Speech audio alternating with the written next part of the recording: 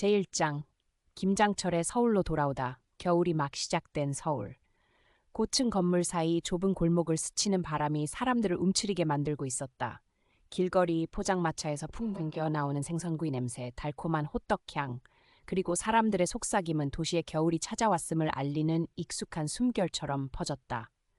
분주한 인파 속에서 한 젊은 여성이 오래된 2층짜리 집 앞에 멈춰 서 있었다. 빨간 페인트가 벗겨진 나무문 위에는 손글씨로 부드럽게 적힌 한글 간판이 걸려 있었다. 장미 밥상, 꽃 장미의 식탁. 한수미는 꽤 오랫동안 그 자리에 서 있었다. 그녀는 가방끈을 꼭 쥐고 복잡한 눈빛으로 익숙한 나무문을 바라보았다.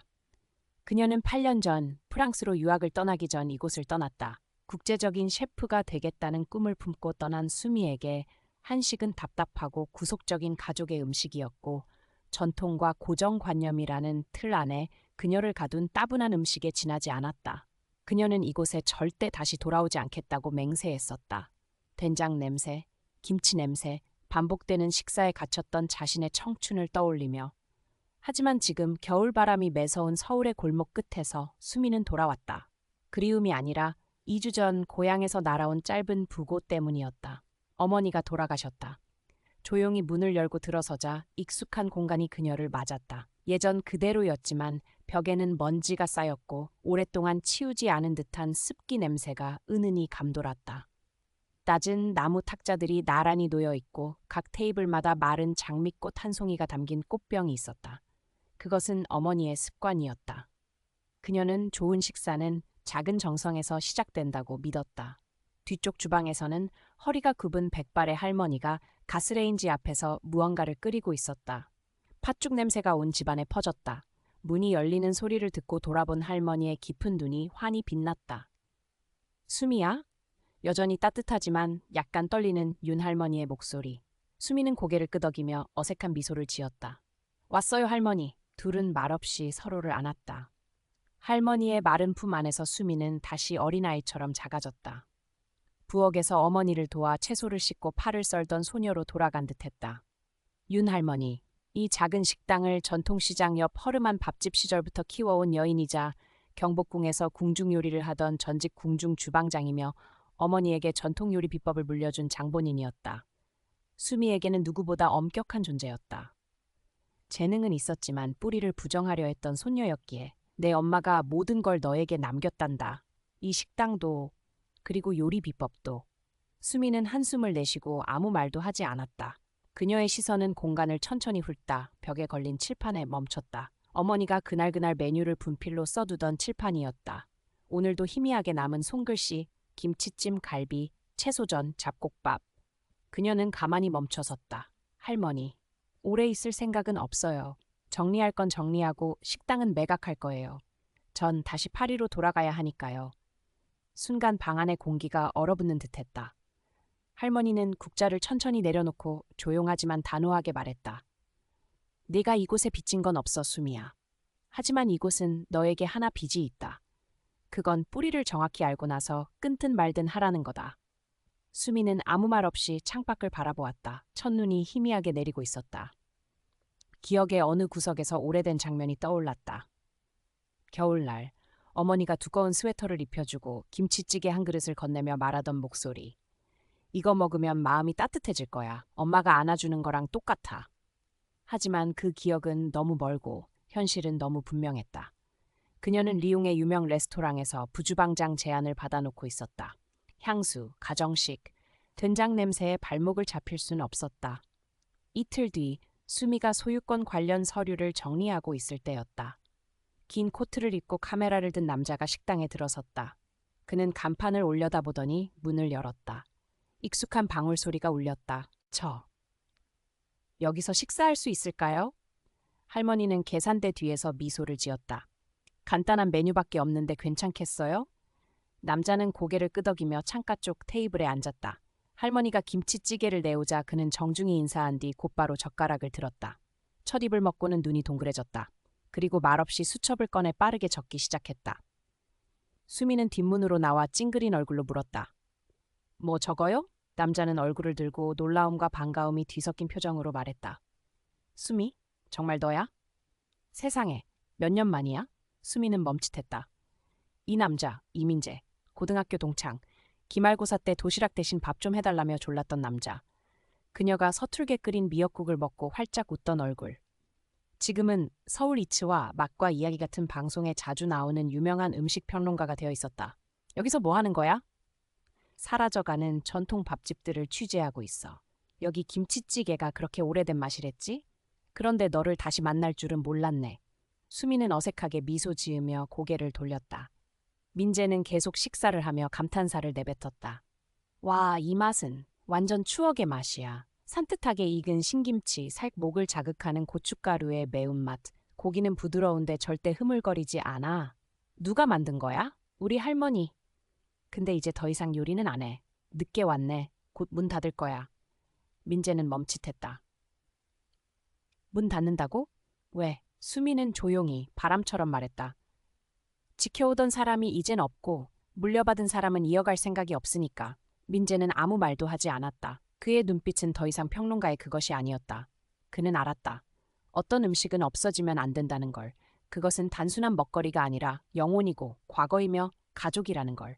그날 밤 2층 작은 방에서 수미는 좀처럼 잠들지 못했다. 바람이 창문을 스치며 오래된 소라 껍질 풍경을 흔들었다. 어머니가 달아놓은 그것이었다. 그녀는 서랍 속 오래된 나무 상자를 열었다. 어머니가 남긴 것, 안에는 오래된 손글씨 요리법들이 있었다. 구겨진 종이에 적힌 메모들. 간 맞추기 전에 맛부터 봐야 해. 육수는 꼭 2시간 급하게 하지 마. 6살 때 이거 먹고 엄마가 햇빛으로 끓였어라고 했지. 한 글자 한 글자 마치 속삭이듯 들려왔다. 수미는 김치찌개 레시피를 들었다. 한때 하찮게 여겼던 그 음식. 지금은 손끝으로 그 기억을 느꼈다. 냄새 하나하나, 자장가, 웃음소리, 모든 게 되살아났다. 그때 할머니가 조용히 방에 들어왔다. 작은 냄비를 들고 그것을 내려놓고 뚜껑을 열자 안에는 김치찌개가 담겨 있었다. 내 엄마가 돌아가기 하루 전에 끓인 거야. 너 돌아오면 먹으라고. 수미는 말을 잃었다. 그녀는 조심스레 국자로 국물을 떠올렸다. 입에 머금었다. 시큼함, 매움, 짠맛, 단맛.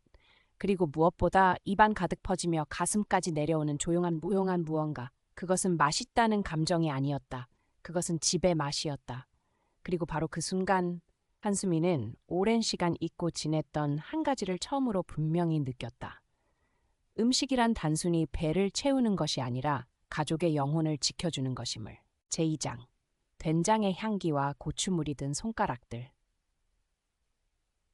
다음 날 이른 아침, 뒷마당의 대나무 울타리에 이슬이 아직 맺혀 있을 무렵 조심스러운 발소리가 뒷마당 작은 마당에 울려 퍼졌다.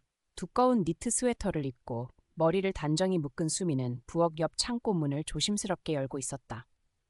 그녀는 어릴 적 어머니가 이곳에 장독을 보관했다고 얼핏 기억했지만 정작 그 시절에는 별로 신경 쓰지 않았다.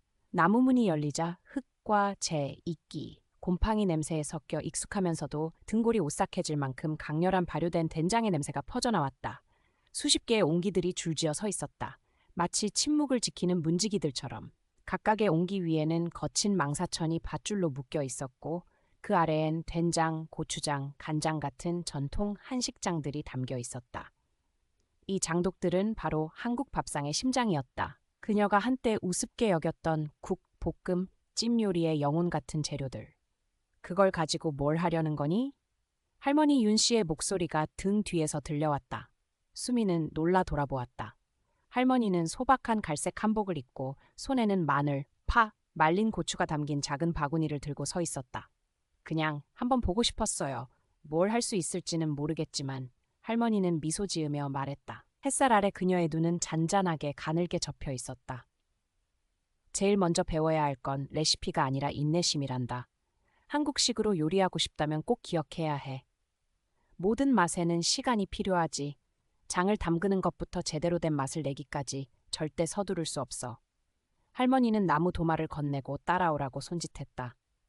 오늘은 겨울 김장철.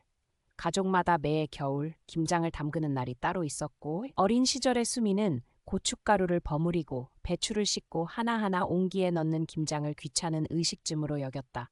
하지만 오늘은 달랐다. 식당 뒤쪽 부엌은 갑자기 활기를 띠었다. 할머니는 배추를 절이는 소금물 비율부터 시작해 줄기 하나하나를 씻고 무채, 다진 마늘과 생강, 멸치 액젓, 엿기름, 그리고 한가득 붉은 고춧가루로 속재료를 만드는 방법까지 하나하나 알려주었다.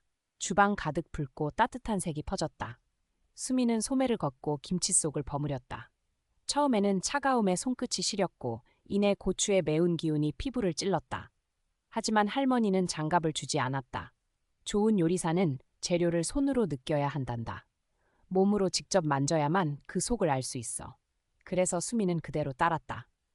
김치 속을 한 번씩 뒤적일 때마다 땀에 젖은 머리칼을 이마에 붙이고 웃던 엄마의 모습이 떠올랐다. 손은 고춧가루로 붉게 물들었지만 눈은 빛나고 있었다. 김치는 단순한 반찬이 아니야, 수미야. 김치는 먹는 이에게 말하는 거야. 이 겨울 건강하고 따뜻하게 지내세요라고. 점심이 되자 할머니는 작년 겨울 마지막 김치로 끓인 김치찌개를 내오셨다. 신맛이 깊이 배어든 김치에 삼겹살과 두부, 쪽파, 직접 담근 된장을 넣어 푹 끓인 찌개였다. 수미는 한 입 먹고 눈물이 찔끔 났다. 고추 때문이 아니라 그 깊고 진한 맛 속에 어릴 적 도시락을 싸주던 엄마의 모습이 담겨 있었기 때문이다. 점심엔 또 다른 반찬, 전이 함께 나왔다. 녹두, 양파, 오징어로 만든 부침개였다. 할머니는 말했다. 내 어머니는 아버지가 늦게 퇴근한 날 꼭 이 전을 부쳐주셨단다. 아버지는 이거 냄새 맡으니 부산 어시장에 온 것 같다며 좋아하셨어. 수미는 말이 없었다. 그건 한때 살아 숨쉬던 가족의 냄새였다.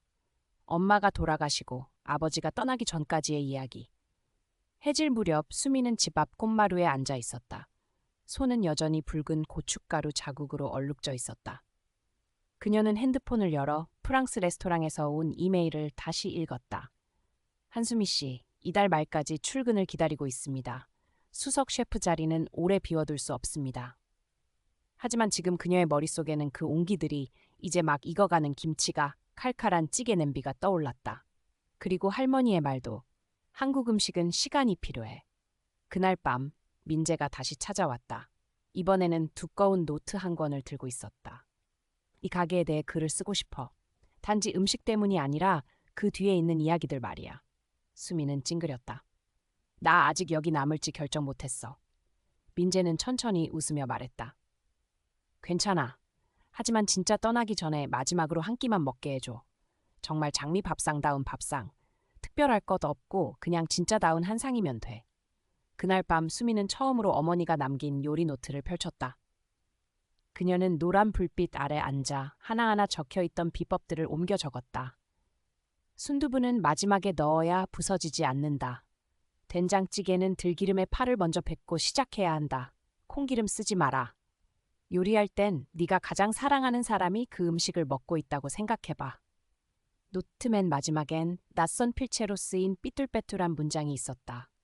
수미야, 언젠가 네가 요리를 그만두더라도 너는 이미 엄마의 맛을 세상에 전했단다. 엄마는 너를 자랑스럽게 생각해. 그 순간 수미의 마음속에는 더 이상 의심도 망설임도 없었다. 오직 한 가지 질문만 남아있었다. 이 음식들 속에 엄마의 기억이 담겨 있다면 엄마가 없는 지금 누가 그 기억을 지켜줄까? 그녀는 그 답을 알고 있었다. 바로 장독 속 장, 배추잎 사이 보글보글 끓는 국물 속에 그 답이 있었다. 그리고 그렇게 서울의 겨울 한가운데서 한 소녀는 다시 시작했다. 세계 최고의 셰프가 되기 위해서가 아니라 세상에 남겨진 마지막 엄마의 맛을 잊지 않기 위해서였다. 제3장, 첫 번째 식사와 어머니의 그림자. 그날 아침, 눈이 살짝 내리기 시작했다. 하얀 꽃잎 같은 눈송이들이 장미 밥상의 기와지붕 위에 내려앉았다. 그 이름은 수미 어머니가 지은 소박한 이름으로 장미꽃의 식탁을 의미한다. 수미는 평소보다 더 일찍 일어났다. 전날 밤 어머니의 요리노트 마지막 장을 다 읽은 후 그녀의 마음속에는 은은하지만 꺼지지 않는 불씨가 타오르고 있었다. 그것은 젊음의 충동적인 열정이 아니라 딸로서 어머니의 기억에 대해 지켜야 할 책임감이었다. 그녀는 사랑채 뒤에 장작난로에 불을 지피고 마른 다시마와 멸치, 대파, 물을 넣어 첫 육수를 끓였다. 향긋한 냄새가 서서히 퍼지기 시작했고 아침 햇살이 창을 통해 부엌 안으로 스며들자 공간은 마치 누군가의 따뜻한 인사를 받은 듯 포근해졌다. 그때 할머니가 부엌으로 들어오며 놀란 듯 눈썹을 찌푸렸다. 이른 아침부터 일어났구나. 오늘은 엄마가 처음 차린 밥상처럼 저도 시작해보고 싶었어요. 할머니는 잠시 수미를 바라보다가 천천히 고개를 끄덕였다. 그럼 된장국부터 시작하자. 내 어머니가 이 집에 시집 와서 처음 배운 요리야. 숨을 되찾은 부엌 수미는 정성스럽게 묵껍질을 벗기고 두툼하게 썬 뒤 들기름에 파를 볶아 향을 내고 된장을 넣어 천천히 저었다. 국물을 붓고 순두부와 청양고추, 대파를 넣었다. 모든 과정은 천천히 진행되었다. 익숙하지 않아서가 아니라 혹여 어긋날까 두려워서. 그녀는 요리를 하며 깨달았다. 이건 단지 조리법이 아닌 어머니의 기억과 연결된 아주 생생한 시간이라는 것을. 어머니가 국을 저으며 조용히 웃던 그 장면이 자꾸만 눈앞에 떠올랐다. 그 무렵 사랑채 앞마당에 한 사람의 그림자가 다가왔다. 민재였다. 카메라와 노트를 들고 그녀의 식당을 되살리는 데 도움을 주기로 한 약속을 지키기 위해 온 것이었다. 정말로 문을 열 생각이야? 그가 물었다. 상업적인 식당은 아니야. 누군가가 맛으로 기억을 되찾을 수 있는 그런 곳이야. 민재럼 추억 식당이라 부르면 되겠다. 좋아, 수미가 미소 지었다. 하지만 먼저 첫 번째 메뉴가 필요해. 시작의 상차림 수미는 3가지 기본 반찬을 준비했다. 된장찌개, 직접 담근 김치, 그리고 엄마의 노트에 적힌 아빠를 위한 반찬. 매콤하지만 단맛이 남는 오징어 볶음. 그녀는 흰 천을 깐 나무 식탁에 오래된 사기 그릇을 꺼내 정갈하게 담았다. 화려하지도 특별한 장식도 없었다. 다만 따뜻하고 조용한 조화 엄마 밥상이 가진 그 마음 그대로였다. 할머니는 자리에 앉아 국 한 숟가락을 떠먹었다. 수미는 숨을 죽였다. 할머니는 천천히 씹다가 수미를 바라보며 말했다. 이상하네. 완벽하진 않지만 정말 많이 닮았어. 그 한마디에 수미의 눈가엔 눈물이 고였다. 첫 번째 손님, 그날 오후 민재의 소개로 특별한 손님이 찾아왔다. 전통 음식과 음식 문화에 대해 오랫동안 글을 써온 고령의 음식 평론가 박 선생이었다. 그는 단 하나의 테이블이 놓인 공간을 보고 약간 놀란 듯 말했다. 메뉴는 없나? 없습니다. 이곳은 엄마가 만든 음식을 그대로 준비해 두었습니다. 괜찮으시다면 한번 드셔보세요. 박 선생은 조용히 식사를 시작했고 말없이 먹는 동안 수미는 숨도 쉬기 어려웠다. 식사를 마친 뒤 그는 수미를 바라보며 말했다. 이 된장국 20여 년 전 경주에서 한 전통 요리 대회에서 맛봤던 그 맛과 같군. 내 어머니가 젊었을 때 그때 그녀가 끓였던 국이었어. 그 맛을 난 평생 잊지 못했다.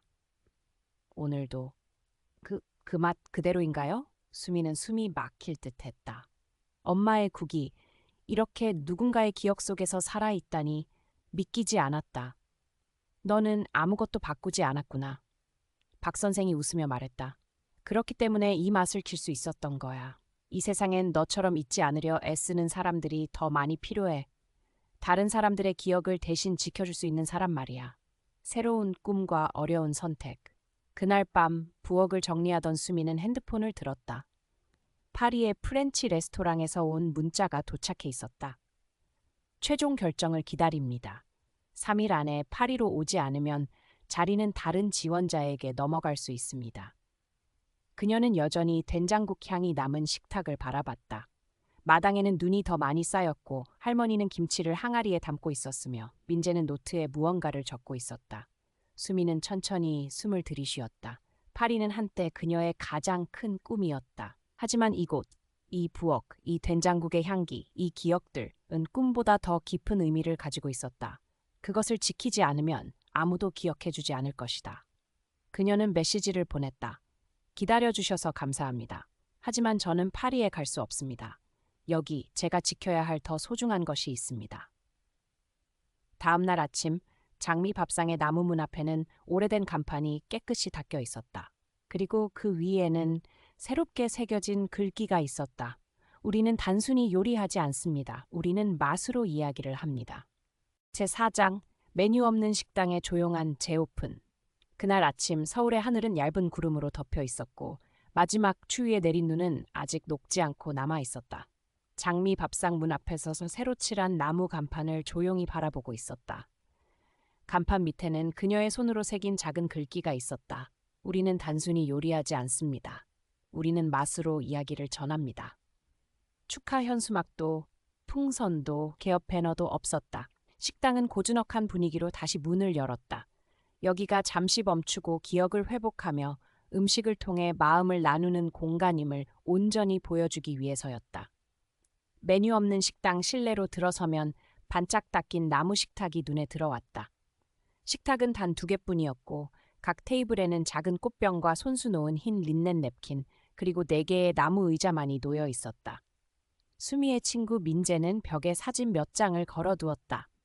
수미 어머니가 된장찌개를 끓이던 장면, 할머니가 김장을 담그던 모습, 그리고 작은 수미가 마당에서 고양이를 안고 있는 모습이었다. 수미는 메뉴를 최대한 단순하게 구성하기로 했다. 고정된 메뉴도 정해진 가격도 없었다. 무엇보다 중요한 점은 손님에게 아래와 같이 질문한다는 것이었다. 이번에 어떤 음식을 드시면 가족을 떠올리시겠어요? 초조한 오픈 9시 문을 열고 기다렸지만 첫 손님은 오지 않았다. 10시 눈이 서서히 녹기 시작했지만 여전히 아무도 찾아오지 않았다. 수미는 긴장한 채 떨리는 미소로 대기했지만 흐릿한 기대만이 부엌을 고요하게 채웠다. 할머니가 살며시 웃으며 말했다. 좋은 식당은 항상 붐비지 않아요. 하지만 한번 찾아오는 분들은 반드시 마음에 남을 거예요. 첫 손님, 은빛 머리 할머니와 매운 생선찌개 11시 20분쯤 나무 문이 끼익 열렸다. 한 할머니께서 천천히 발걸음을 떼며 들어오셨다. 은빛 머리에 손뜨개로 만든 목도리를 두르고 계셨다. 실례합니다. 손님 받을 수 있겠습니까? 목소리는 작지만 분명했다. 네, 오세요. 수미가 미소 지어 맞았다. 젊은 아가씨, 매운 생선찌개 할 줄 아세요? 실강에서 잡아 올린 고기로 무와 깻잎 넣고 만드는 맛있는 거요? 수미는 놀랐다. 요즘 식당에서는 보기 힘든 메뉴였다. 하지만 어머니의 노트에서 비슷한 조리법을 본 적이 있었다. 그때 수미 어머니가 남긴 메모를 떠올렸다. 눈 녹을 때 시골에서 할머니가 즐겨 하시던 요리. 제가 한번 해볼게요. 조금만 기다려주세요. 맛만 예전 그대로라면 기다릴 수 있어요. 잔잔히 끓는 정성 수미는 뒷주방으로 들어가 신선한 잉어를 꺼냈다. 생강과 마늘, 무, 깻잎, 건조잎, 고춧가루, 집간장과 청주도 냉장고에서 꺼냈다. 비린내는 다시마, 우린 물과 무뼈 육수로 잡았다. 국물이 끓기 시작하자 은은한 매운 향이 퍼졌다. 시골 강가에서 온 듯한 담백하고 얼큰한 기운이 부엌에 감돌았다. 수미는 조용히 그릇에 담아내었다. 감사합니다. 아가씨, 할머니가 고개 숙여 인사하셨다. 그녀는 한 입 떠먹고 눈을 감았다. 얼마 후 눈가가 촉촉해졌다. 이거? 마지막으로 남편과 함께 먹어본 요리예요. 남편이 아팠을 때였는데 그 뒤로는 못 끓였는데 오늘 이 맛이 제게 그 순간을 되찾아줍니다. 수미는 조용히 따뜻한 차 한 잔을 건넸다. 할머니는 머리를 끄덕이며 낮은 목소리로 말했다. 당신은 최고 요리는 아닐지라도 마음으로 요리하네요. 기억이 돌아올 때 이후 오후 내내 2 손님이 더 찾아왔다. 은퇴한 노부부는 전라도 전주식 간장 제육찜을 할 줄 아시나요? 살짝 달짝지근하면서 짭조름하고 연근도 들어간 그 맛대로요. 젊은 기탐에는 소곤거렸다. 엄마가 몸살 났을 때 자주 해주시던 호박죽, 그거 만들어줄 수 있나요? 수미는 고개를 끄덕였다. 완벽하지 않더라도 진심으로 만들었다. 제육찜의 은은한 단맛이 배었고 호박죽에서는 단단한 호박의 감촉과 함께 따뜻함이 입안을 부드럽게 감쌌다.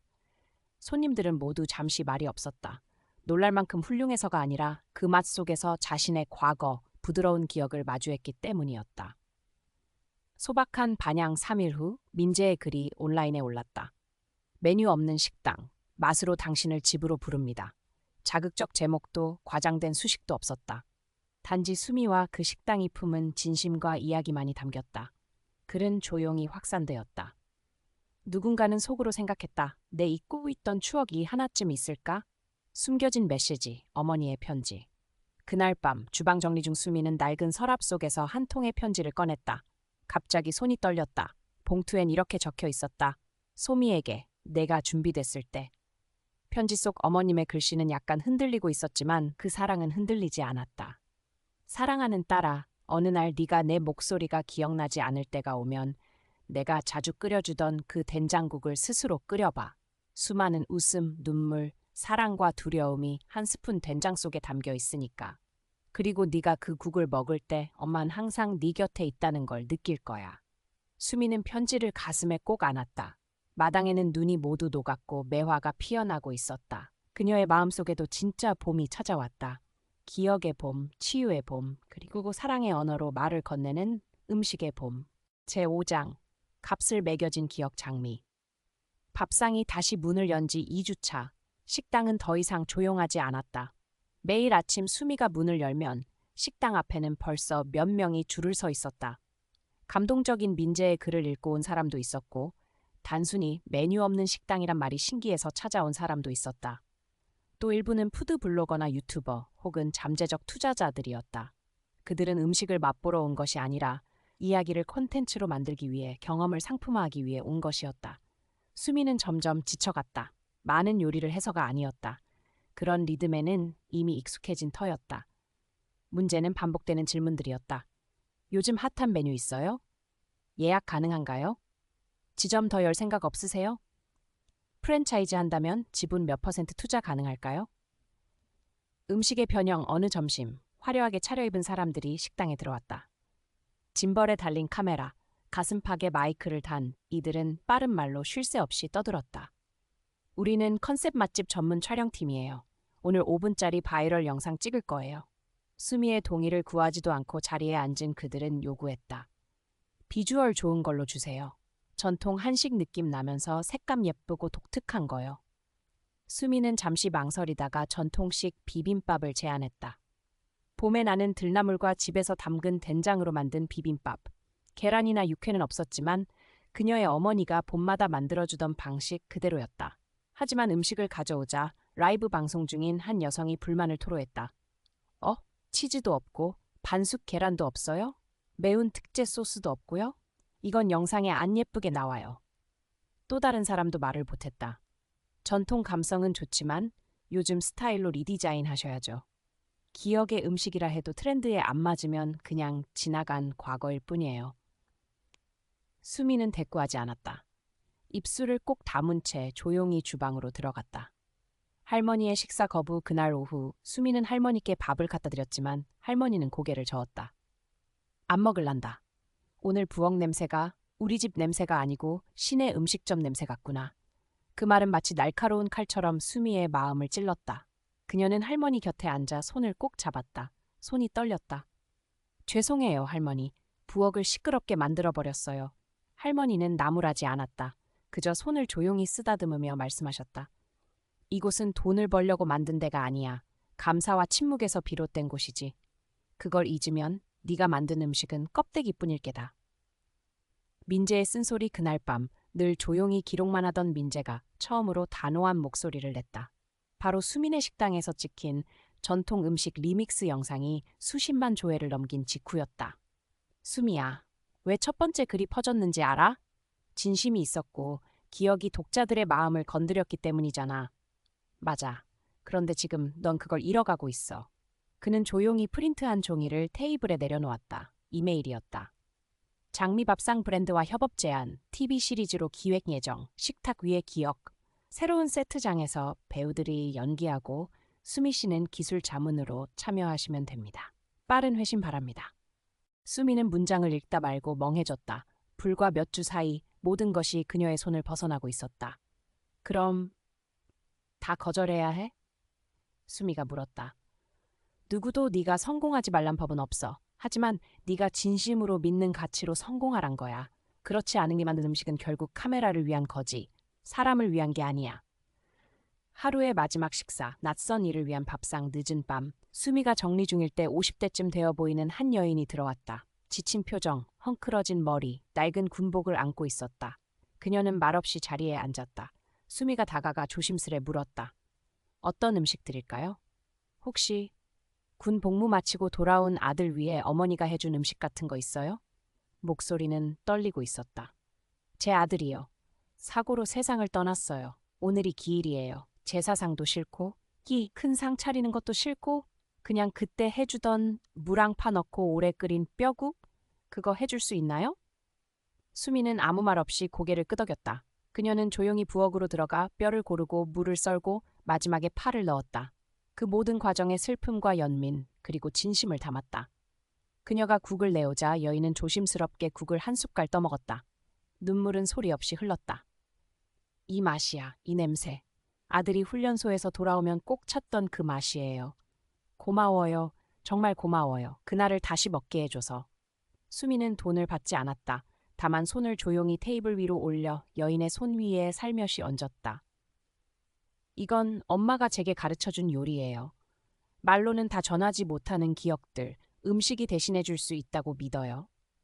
결심 그날 밤 수미는 가게 문 앞 나무 칠판에 한 문장을 써내려갔다. 우리는 유행을 따르지 않습니다. 우리는 당신이 놓쳐버린 기억과 다시 마주하도록 요리합니다.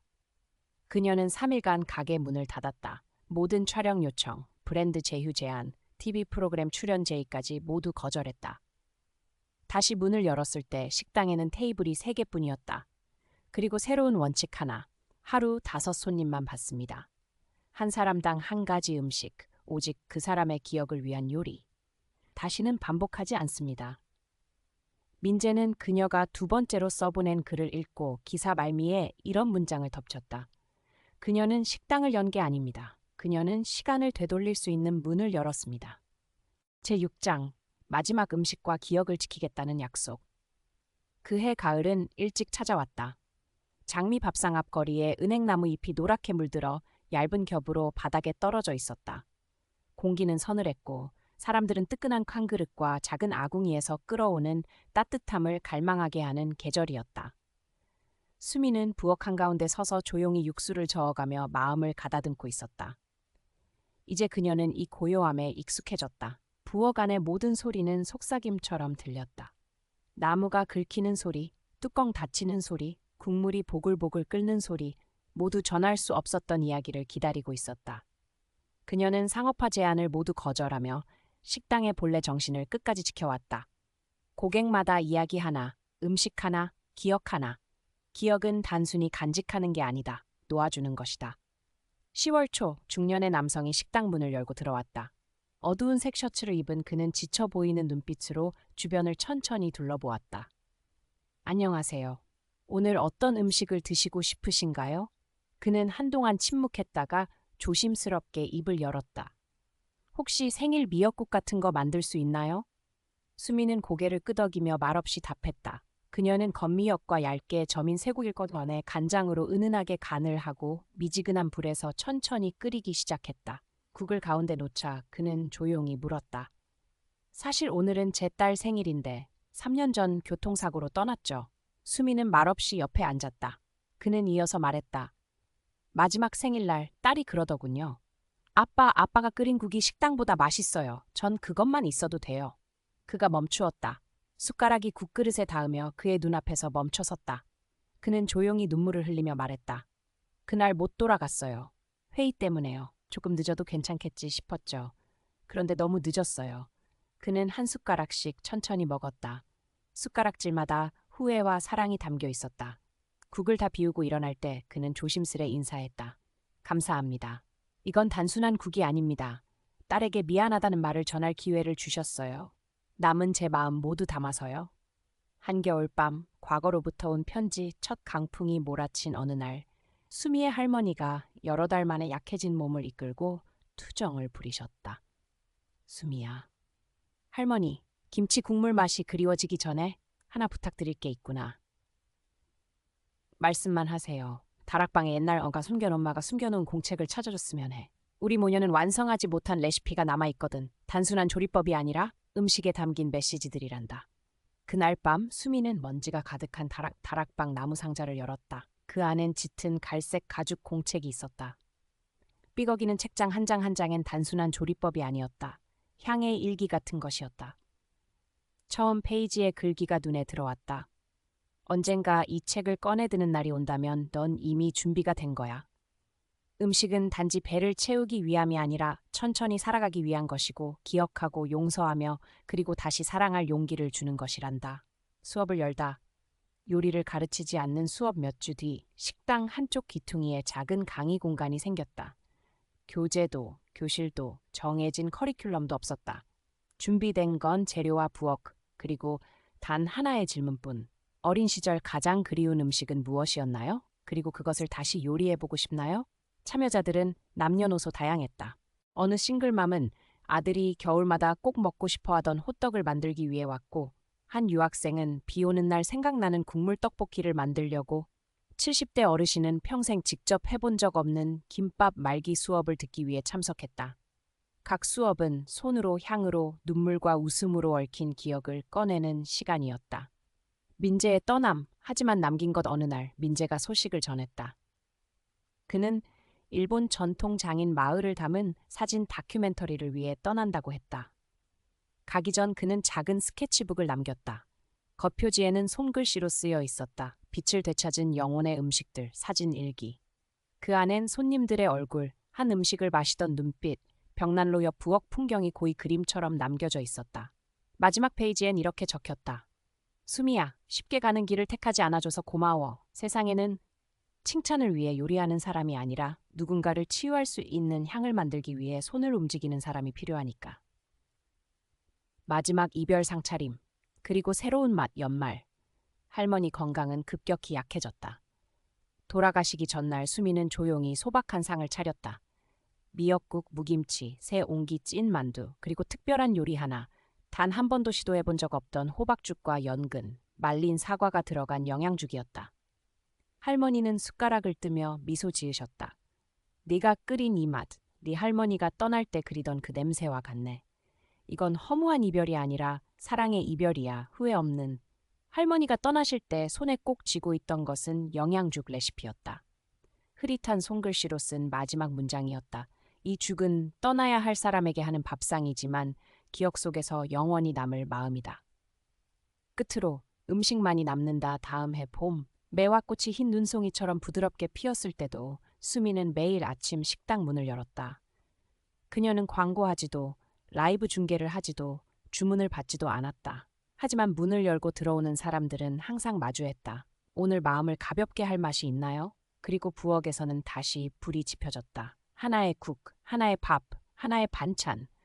그 모든 것엔 들숨처럼 깊은 경청, 숨소리에 실린 용서, 그리고 깊은 기억이 담겨 있었다. 어떤 이들이 물었다. 혹시 시간이 지나면 손님이 식당을 잊지 않으실까? 걱정 안 되세요? 수미는 소리 없이 미소 지으며 말했다.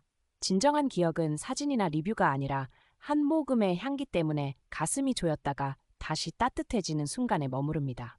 언젠간 이 식당도 사라질지 몰라요. 하지만 이 기억의 음식들, 사랑과 미처 전하지 못한 말들이 담긴 맛들, 이들은 사람들 마음속에 조용하지만 강하게 살아남을 거예요. 그리고 그게 가장 중요한 거예요.